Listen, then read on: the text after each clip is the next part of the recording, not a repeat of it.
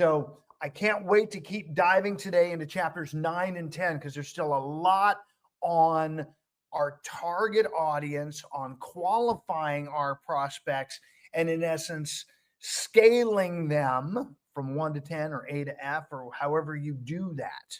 And so I want to make sure that we're improving that, because as the author wrote in, I think it was chapter 10, about a lot of people wasting a lot of time on low quality prospects that they haven't qualified.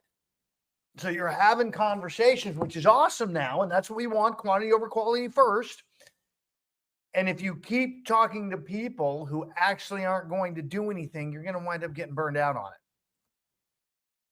And so I want to hear what you guys have taken away from chapters 9 and 10 today, and what else that we haven't covered yet on 9 for sure that caught your guys' attention. So grab your books, turn your cameras on, because I know today it's not me that cameras are off. My internet is awesome. And I want to see your faces, and I want to see you engaged. What do you got? I'll start. Thank you, Celeste. I'm going to say that one of the things that I noticed on page 87 was when they talk about top performers view their prospect database as a pyramid. And of course, that is the topic of this chapter. But one of the things that they noticed is as they look at their prospects, they say they know little about, like as they run up the pyramid, the ones that they know the least about are the ones at the bottom. And it's something as simple as they have incorrect data on the people.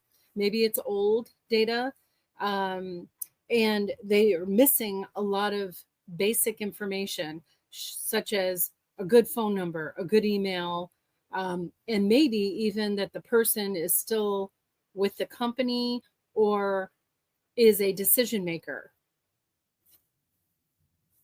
Or maybe that the person is still even with us, right? Yeah, right. I know, I was thinking that. Yeah. I mean, Celeste, how big is your database? And we're going to talk about the database tomorrow. We're going to get into the CRM database tomorrow. Yet, how many people, because I know you're a data person, how many people are in there? So I've culled my database down. It was at one time it was 7,000, and now it's down to 4. And the only reason now it's at 4 is because I got busy doing business that I stopped culling. My big thing is to cull my database down to get rid of the stuff that is not important anymore. I'll delete people if I'm really like, I don't have good quality information. I've used Forewarn to vet the email or the phone number that I have for that person.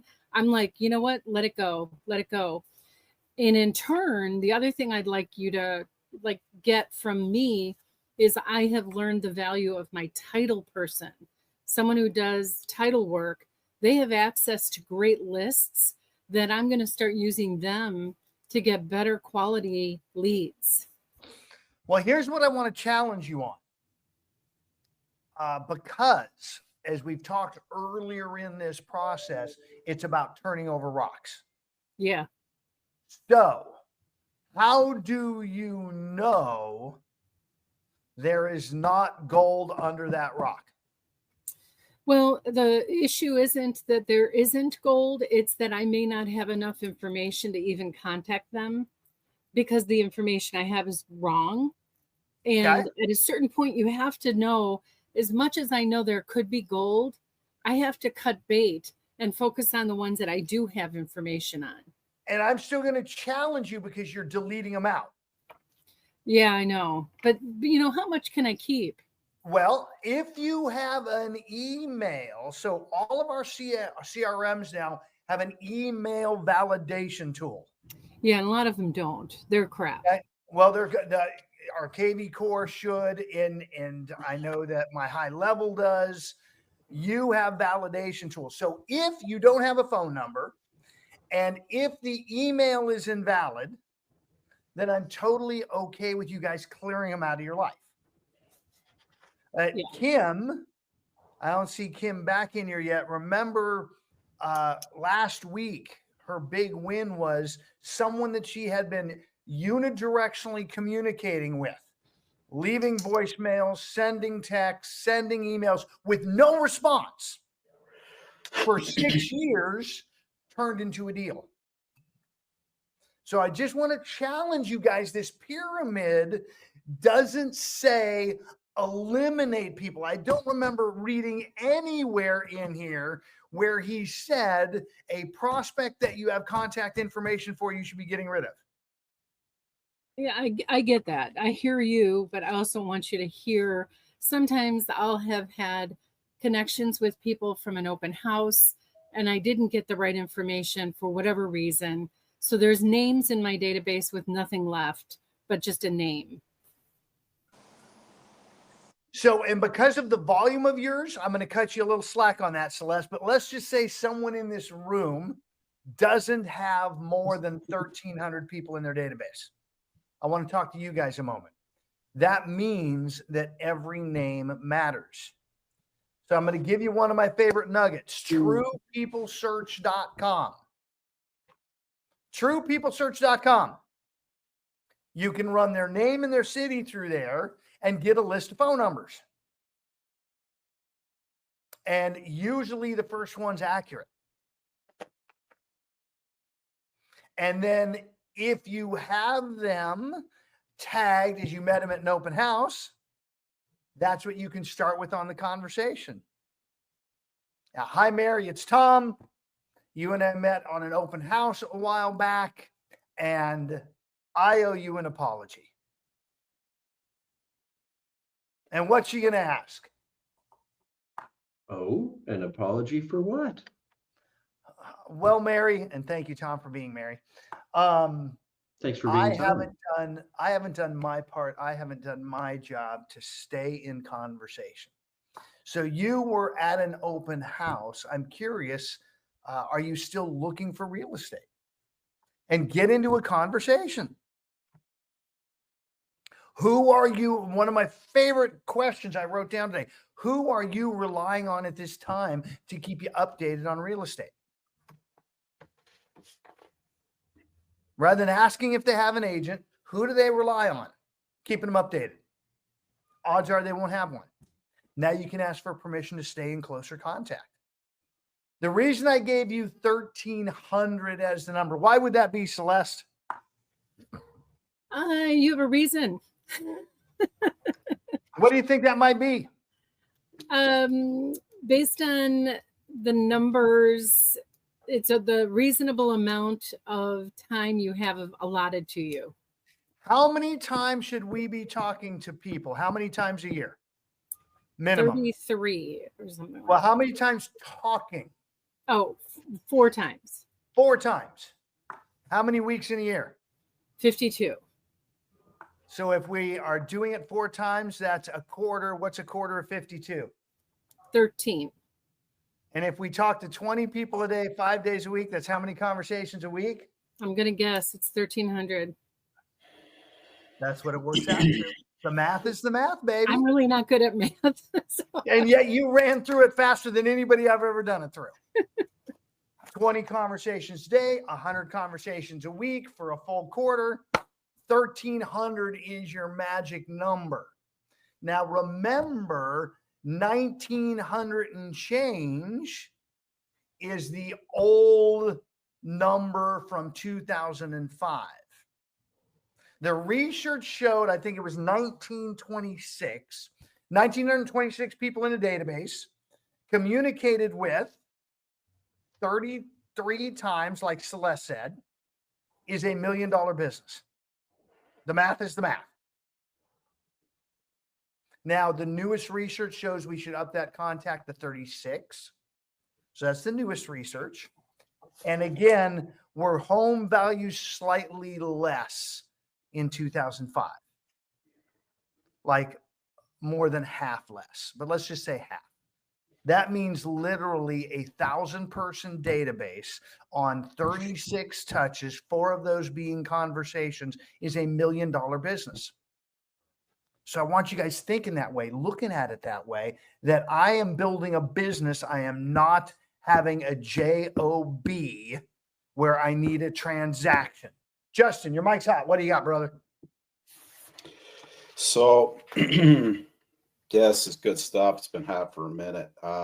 What Celeste was saying, I I took some notes on that. I think on page 88, there's a picture of the pyramid, and like I put some notes on there. I liken this to ninja selling. So like the top of the pyramid would be that hot list, and maybe somewhere in the middle you've got your warm list. At the bottom is cold calling, and maybe those expireds or for sale by owners, like you called on this morning, might be in between your hot and your warm list.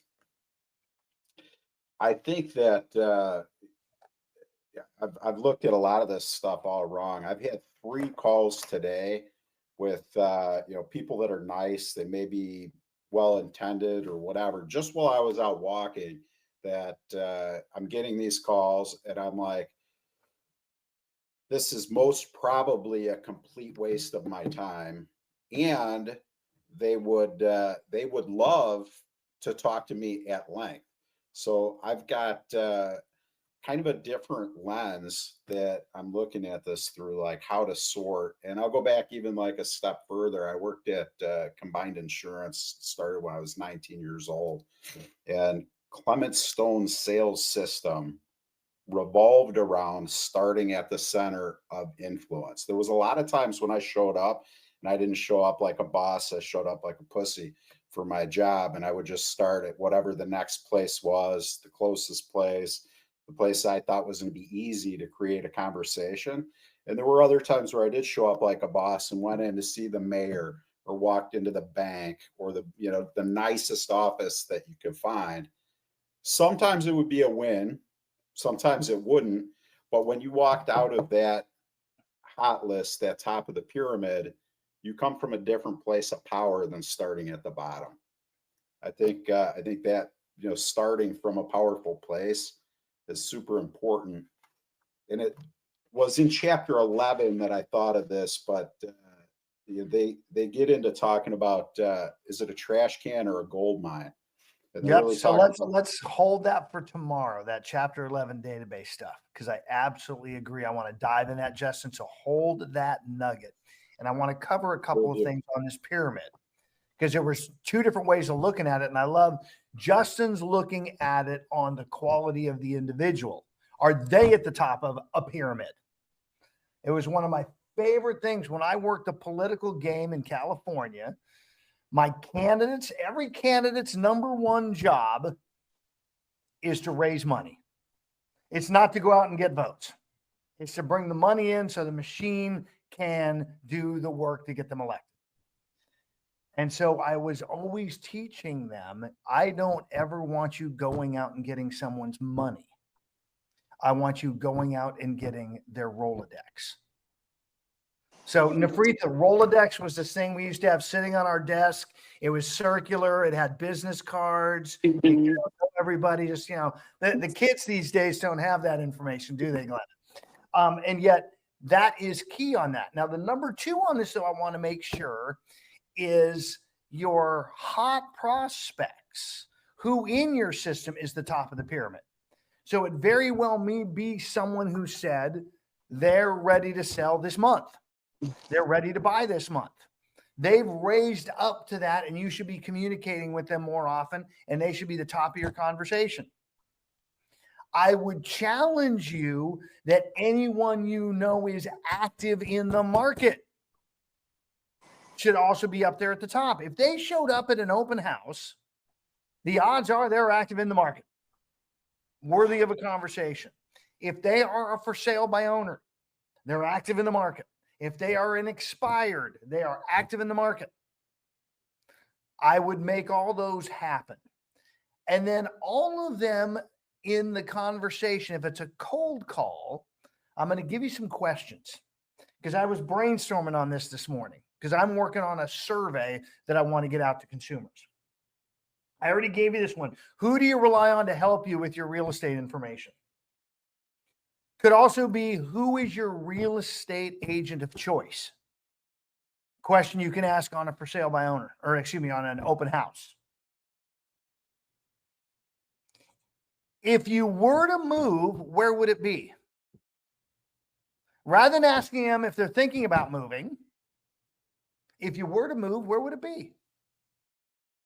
And then dig on that. Why is that important? What is it about that location that matters to you?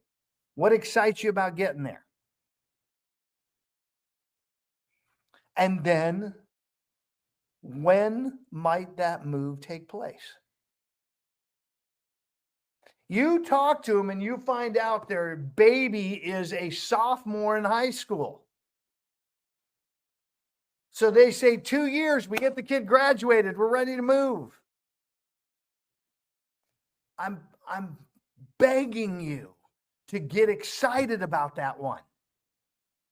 You've got business lined up 2 years from now. You're building a business, not a job. Then one of my other favorites tied on to that, once you know where they want to go.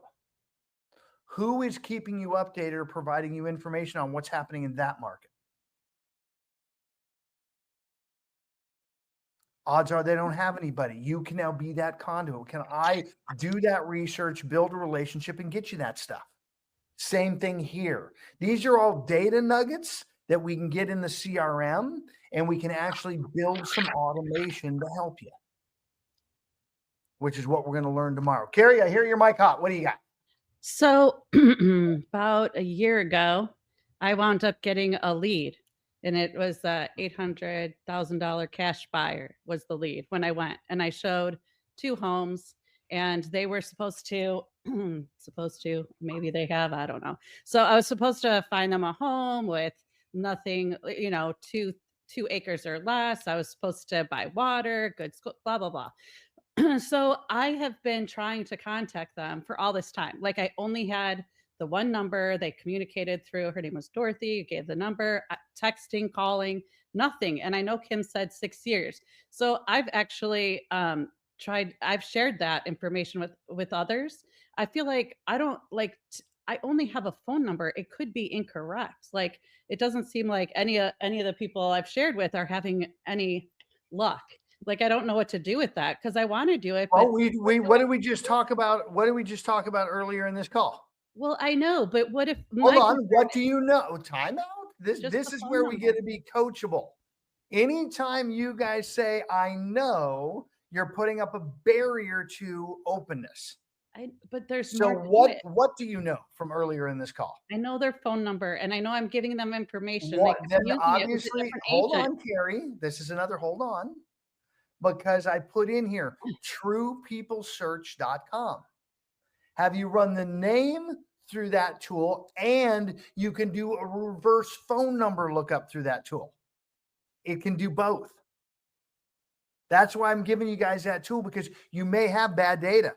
I've always loved in an open house when someone comes through and fills it out and they put in the wrong phone number. That ever happened to any of you? All the time. Yeah. And then I go to True People Search, I find them, I call, and I apologize that I couldn't read their number correctly. And so thank goodness there's internet tools that we have. So excited to talk to you. Tell me what you were looking for. Okay. So, but what about the part where I'm giving information and they could be using that with somebody else? What do I do with that? Here's some fun stuff again, because we've talked, Carrie, you've been in a room with me before. Yeah. Yeah, but it's truth. I don't want to give away information to different agents. Whoa. Here's the fun part. Do they not want to give away information, or do they not want to give it to you? I have information I'm giving to her name is Dorothy. And then who knows, they could be using that with a different agent. I've seen that happen. Who cares? This is about, because there's a story. They're giving it to a different agent. They're using it with a different agent. They're using me for information, and they're doing business with somebody else. That's the story, right, Carrie? It is. Yes. And it's all in our head. Well, it's our story. What about this, Carrie? What if you just don't have the training and education, coaching to have a great conversation, and they really want to do business with you. They like you, yet they just aren't sure if you're the right person yet because you're not communicating correctly. Is that also possible? It is. Why not make that the story? Because the first story about it all being about them taking your information, working with another agent, doing that, what can you do about any of that? Nothing. It's Thank really you. hard. Stop. What if the story instead is, I don't have enough training. I'm not being coachable enough. I'm not asking the right questions. I'm not learning. What if Right. that was your story instead? And I know it's tougher, guys, for us to own everything like that. In the moment, man, it's just, ah. And yet, how much control do you have now, Carrie, when it's all you? I guess if it's all me, I have all of it. Make that always your story, guys. Make the story instead about you. It's just a story. You get to create it. You're creating ones right now that stop you from taking action. You're creating stories about things that you can't control. We've seen it all over the internet. Oh my gosh, this change for NAR is going to make it to where buyers don't get paid. Right. I'm not going to be able to get deals done. All this story that actually is just that. And then there's those of us that are leaning into, we just need to have more conversations, better conversations. We need to improve our actions. We need to have more conversations and then learn how to have them better. And for the people that are doing that, magic is happening. I need to know what to say in my text. Hi, it's Carrie. Let's start with that. I have done it. Okay. I am, and how many, let's ask then, Carrie, if you're gonna go to this place that you are, how many conversations did you have yesterday? 2. Only Okay. 2. Is if you were coaching Justin and he was only having 2 conversations a day, would you be on his ass about, dude, you need to talk to more people? Yeah, I'd probably be obsessed. Yeah. Okay. Let's start there. Quantity over quality first. And that's what the book's been. It's been talking about quantity and getting up and taking swings at the bat, getting up to the plate. Now we can start improving what we're doing. Right now, focusing on who we're talking to, and then we're actually going to get into the language. Okay? Great job, Carrie. Nafritha, what do you got? So one of the things that stood out to me was having an objective, right? And even listening to you and Carrie speak, right? So often we go into a conversation and we don't really have a clear objective of what the conversation is about or going to be about. And for me, that was an aha moment, because sometimes you're like, okay, I'm going to call this lead. But it's like, did you take the time to ask yourself, what information are you trying to gather in this one specific touch? And the thing that stood out to me was move with a purpose. Well, in the Army, that's what they used to tell us, right? Move with a purpose. And sometimes you're so frustrated because you're like, they're having us doing this thing that doesn't make any sense. And it's like, why am I doing it? And overall, you end up finding out what was it for. But if you move with a purpose, it makes a difference on how you show up. It makes a difference on how you interact. And how I tied that together is just knowing exactly what you're going to try to get from that call. Right. It could be to make sure that the phone number is correct. It could be to get an email address because you didn't get that the first time. It could be, like you said, to find out that their daughter is in a sophomore in high school and in 2 years they're going to be graduating.